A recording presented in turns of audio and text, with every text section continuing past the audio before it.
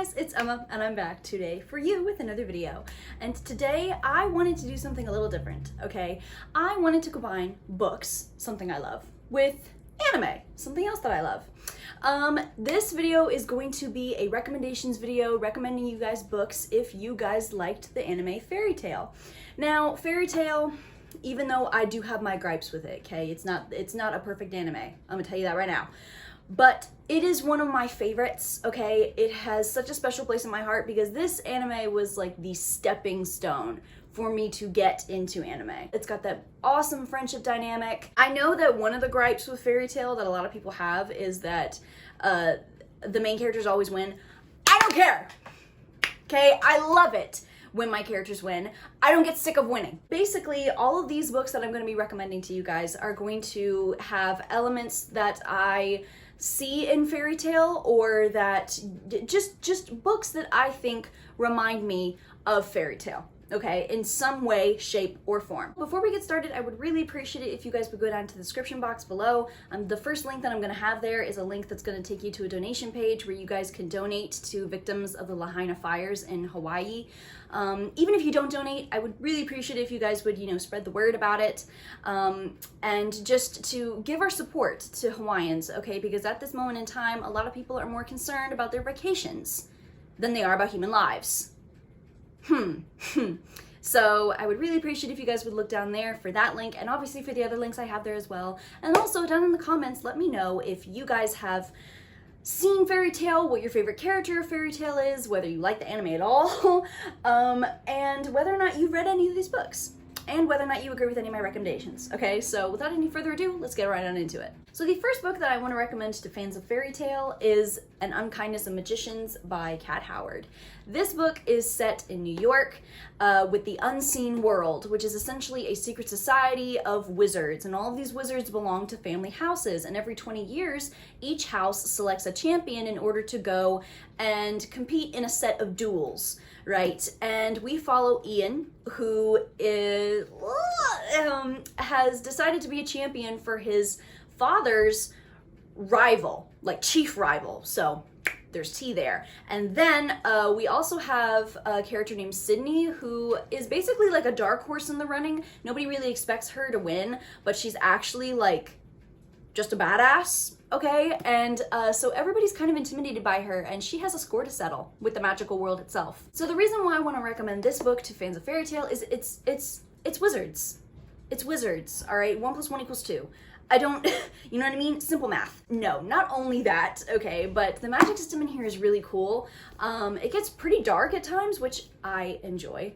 But the magic system in Fairy Tail, it's very broad, it's very diverse. You think of anything in the real world, all right, a bitch from Fairy Tail probably has a magic system revolving around it, okay?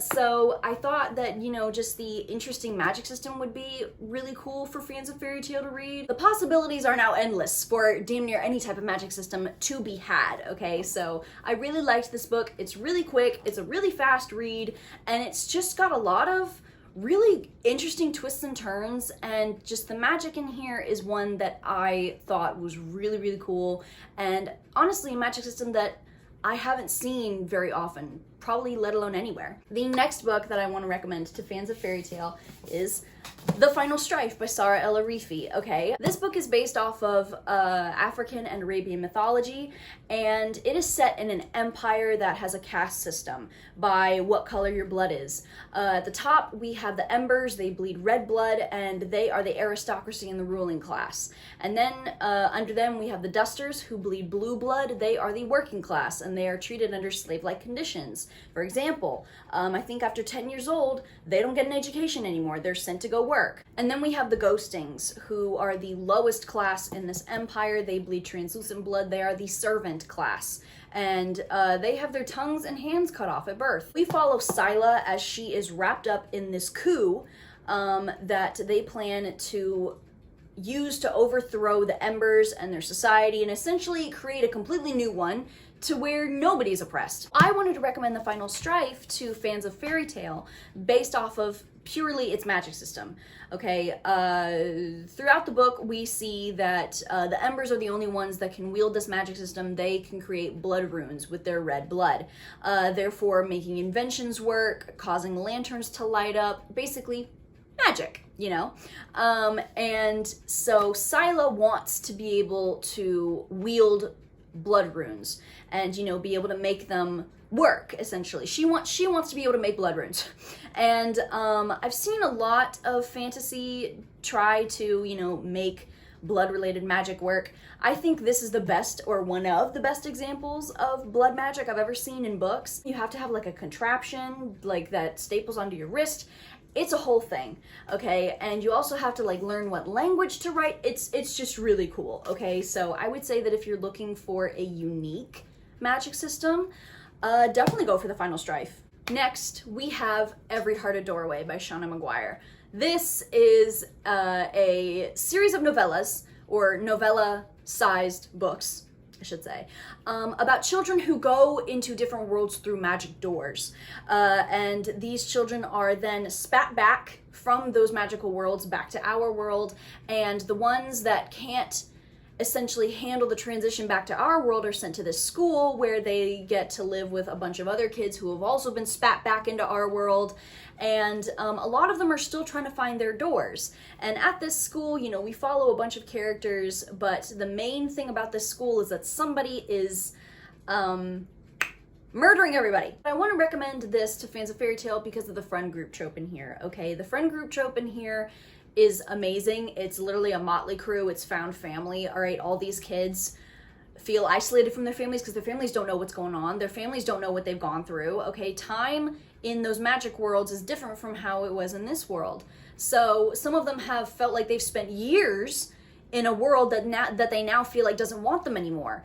And now they have to go back and act mundane. And it's a traumatic shift for some of them, and it's really interesting learning about all the different worlds that these kids have been in. Like, obviously we don't get full-fledged, you know, descriptions of every one, but the little snippets that we do get are just enough to like open your imagination to like figure out what they probably looked like. I don't know. So I would say that if you like the idea of being able to go to a different world, and a rowdy world, all right, possibly, because some of these kids, they went to worlds damn near adjacent to the beard chugging world of fairy tale, okay? It was wild. So if that interests you, going into different worlds, mingling with different people, possibly people made of bones, made of flowers, possibly giant spiders, you never know. Try Every Heart a Doorway out. You never know, you might like the rest of the series, which I need to get back onto. The next book that I want to recommend to fans of fairy tale is In the Lives of Puppets by T.J. Klune. This book is about a group of robots and one human, and they all live together in this forest. It's like a post-apocalyptic type of thing. Humanity is all but 6 feet under, and one day their patriarch gets taken back to the city, and they all have to go to the city to get him back before his memory is wiped. I want to recommend this book to fans of fairy tale also because of the friend group trope, okay? I love the friend group trope. It's one of my favorite tropes in books, like, of all time. I love it so much. It's just so precious to see these different people come together and love each other so fiercely. And then another reason why I want to recommend this book to fans of fairy tale is because there's a bodyguard trope in here between Victor and an android named Hap. And look, I'm not gonna lie to you, okay? One of my favorite characters from fairy tale is one of Lucy's keys, one of Lucy's Zodiac Guardians, okay? And try not to spoil anything, okay, for any of you who have not gotten that far. But essentially, one of Lucy's keys always appears to her with long hair, and a suit, and rings, and he's just... So Lucy kind of has a bodyguard trope with him, and y'all know that the bodyguard trope is my bread and butter. If you are like me and you do like Lucy like a lot, like Lucy's one of my favorite characters. I love her, okay? And you like her little things she has going on with her little zodiac key, okay?